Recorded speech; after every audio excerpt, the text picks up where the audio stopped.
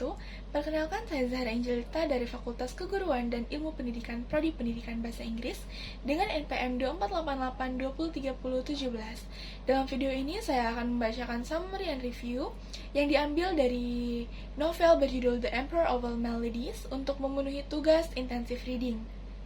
Baik, yang pertama saya akan bacakan ialah summary. The Emperor of All Melodies is a medical biography and scientific history of cancer written by Siddhartha Mukherjee, an oncologist.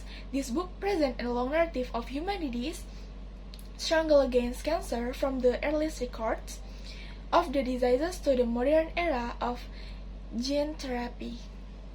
Mukherjee begins with his personal experience treating a leukemia patient,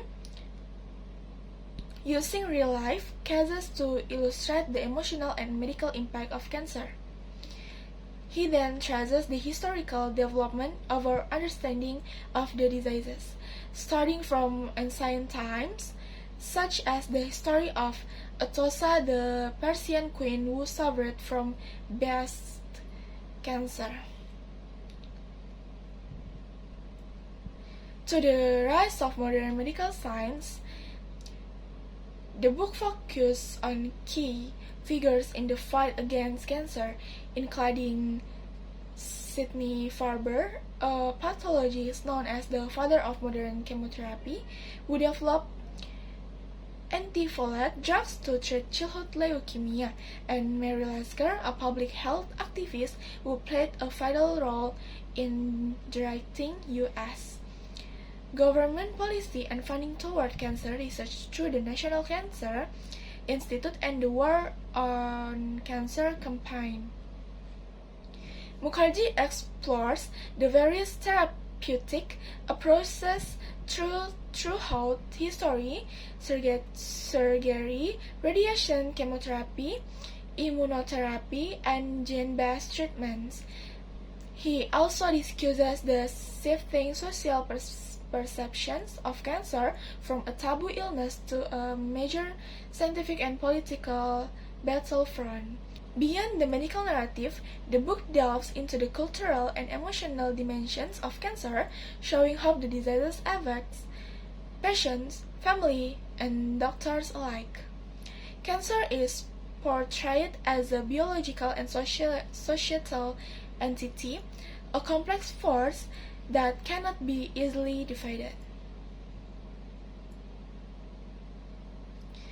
The Emperor of All Melodies. Kemudian saya akan membacakan review dari saya. Kelebihannya, yang pertama, naratif yang kuat dan humanis. Mukherjee menulis bukan sekedar sebagai ilmuwan, tapi juga sebagai penulis yang hebat. Ia dapat membawa pembaca untuk menyelami sisi kemanusiaan dari pasien dan dokter dalam perjuangan mereka untuk melawan kanker. Lalu yang kedua, novel ini tidak hanya bercerita soal medis, tapi juga sejarah, politik, etika, dan filsafat, menjadikannya sangat komprehensif dan berwawasan luas. Yang ketiga, novel ini dibagi ke dalam bagian yang mewakili era dan pendekatan tertentu. Hal ini memudahkan pembaca untuk memahami evolusi pengobatan kanker dari waktu ke waktu. Lalu yang keempat, novel ini penuh informasi, namun tidak kering. Kemudian, kritik dari saya, yang pertama, panjangnya cerita dan padatnya informasi. Meski kaya akan wawasan, bagi pembaca awam, buku ini bisa terasa berat dan terlalu teknis di beberapa bagian, khususnya saat membahas detail biologi, molekuler, atau genetika kanker. Kemudian yang kedua, fokusnya yang dominan pada Amerika Serikat. Narasi sangat berpusat pada sejarah kanker di Amerika Serikat.